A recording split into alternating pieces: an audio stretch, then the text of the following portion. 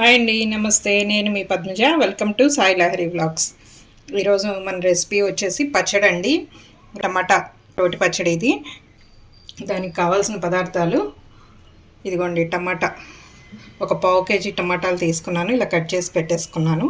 పచ్చిమిర్చి వచ్చేసి 150 గ్రామ్స్ అండి. ఇవి కొంచెం కారం తక్కువ ఉన్నాయి. మీరు తీసుకునే పచ్చిమిరపకాయలను కారంని బట్టి అడ్జస్ట్ చేసుకోండి. ఉల్లిపాయ, మీడియం సైజు ఉల్లిపాయ 2 తీసుకున్నాను, ఇలా కట్ చేసి పెట్టేసుకున్నాను. కొంచెం కొత్తిమీర, ఇలా ఇంత బంచి కొత్తిమీర తీసుకోండి. కొంచెం కరివేపాకు, కరివేపాకు 2 కడిగేసి పెట్టేసుకోండి. కొంచెం చింతపండు అండి, చింతపండు గుజ్జు తీసుకుంటున్నాను నేను. ఇది 1 టీ స్పూన్ ఉంటుందండి. మీరు పచ్చిమిరపకాయల కారంని బట్టి ఈ చింతపండు గుజ్జు అడ్జస్ట్ చేసుకోండి. ఇవి కొంచెం కారం తక్కువ ఉన్నాయి కాబట్టి నేను కొంచెం తక్కువే తీసుకున్నాను. నేను చింతపండు గుజ్జు తీసుకున్నానండి. ఈ చింతపండు గుజ్జు ఎలా చేసుకోవాలనేది మన ఛానల్లో వీడియో అప్లోడ్ చేశాను, ఒకసారి వాచ్ చేయండి. ఎలా చేసుకోవాలనేది డీటెయిల్గా ఉంది. ఒకవేళ ఇన్ కేస్ మీరు చింతపండు గుజ్జు లేదనుకోండి, కొంచెం చింతపండు, ఇంత చింతపండు తీసుకొని నానబెట్టి పెట్టుకోండి. వెల్లుల్లి రెబ్బలండి, ఇవి 15 వెల్లుల్లి రెబ్బలు ఉన్నాయి, పొట్టు తీసేసి పెట్టేసుకున్నాను. కొంచెం సాల్ట్, ఇంగువ, ఆయిల్, తాలింపు గింజలు, ఇంతేనండి. ఎలా చేయాలో చూద్దాం రండి. ముందుగా కడాయి పొయ్యి మీద పెట్టేసుకొని కొద్దిగా ఆయిల్ వేసుకోండి. 1.5 టీ స్పూన్ వేసానండి ఆయిల్.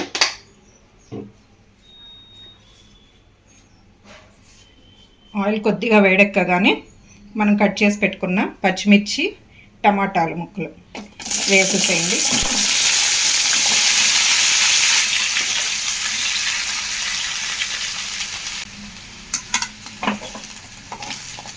వేసేసి ఒకసారి కలబెట్టేసుకొని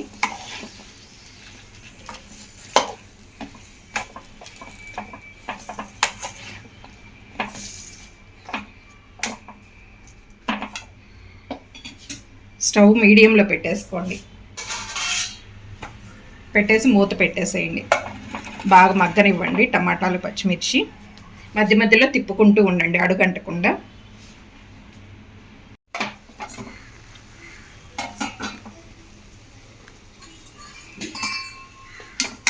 ఇదిగోండి, ఇవి కొంచెం మగ్గినాయి కదా.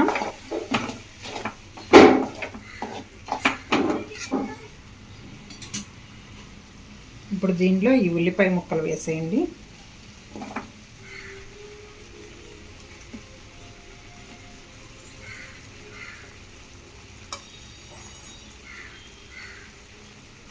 మనం తీసుకున్న కొత్తిమీరలో సగం కొత్తిమీర వేసేయండి.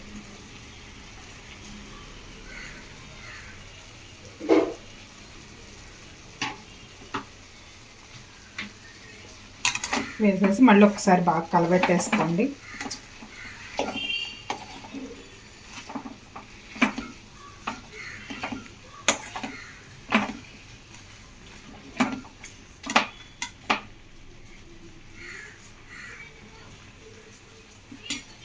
మళ్ళీ మూత పెట్టేసి కొంచెం సేపు ఒక 5 మినిట్స్ మగ్గనివ్వండి, కొంచెం ఉల్లిపాయ మెత్తబడేంత వరకు.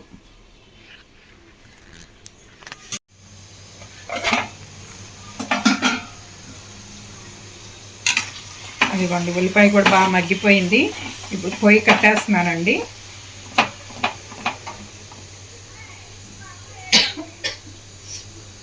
దీనిలో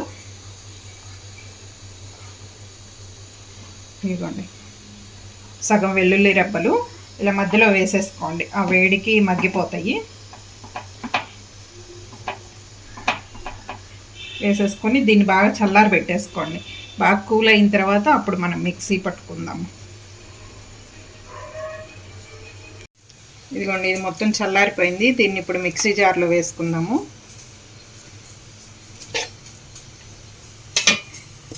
మిక్సీలో వేసుకున్నా కూడా రోట్లో నూరుకున్నట్టే వస్తుందండి.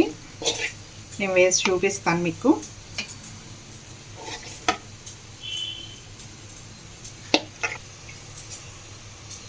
ఈ చింతపండు గుజ్జు కూడా వేసేసుకోండి ఇందులోనే.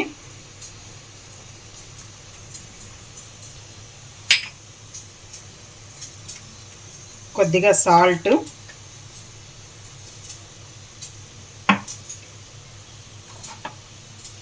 కొంచెం జీలకర్ర వేసి ఇప్పుడు దీన్ని మిక్సీ పట్టుకుందాము. ఇదిగోండి మిక్సీ వేసుకున్నాము. ఇదిగోండి చూసారా, రోట్లో నూరుకుంటే ఎలా ఉంటుందో అలాగే వచ్చింది మనకి. పల్స్ వేసుకోండి, మీరు స్పీడ్గా తిప్పేయకుండా పల్స్ వేసుకున్నారనుకోండి మీకు ఇలా నీట్గా వస్తుంది. ఓకే, దీన్ని ఇప్పుడు పోపు పెట్టుకుందామండి. కడాయి పొయ్యి మీద పెట్టుకొని ఆయిల్ వేసుకోండి. ఒక 2 టేబుల్ స్పూన్ల ఆయిల్ వేసుకోండి.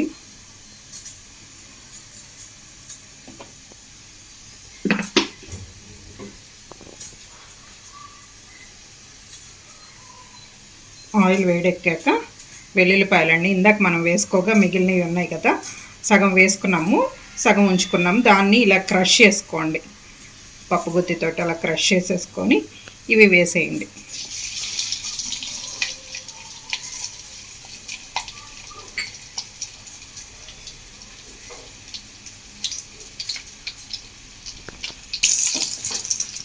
ఇదిగోండి వెల్లుల్లిపాయలు ఇలా ఎర్రగా వేగిన తర్వాత 1 స్పూన్ మినప్పప్పు,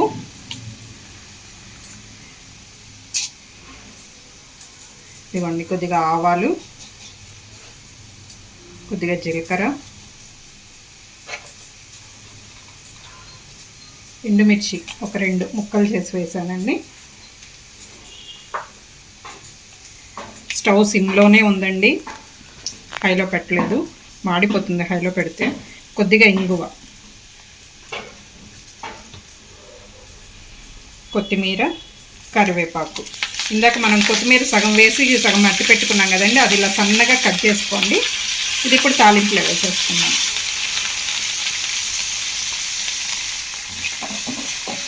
ఈ కొత్తిమీర మనం పచ్చడి నూరుకునేటప్పుడు పచ్చిది అలా వేసేసుకున్నా బాగుంటుందండి టేస్ట్.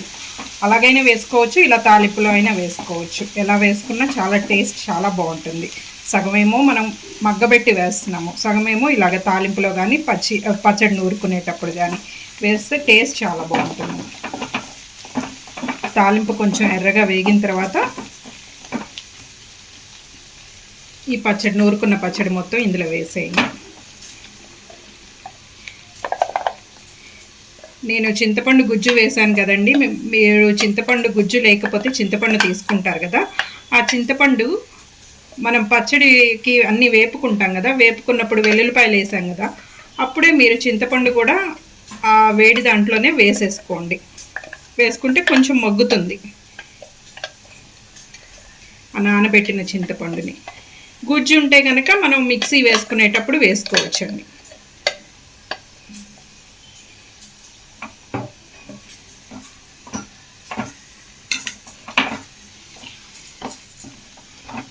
పచ్చడి మొత్తం వేసేసి బాగా కలబెట్టేసుకోండి.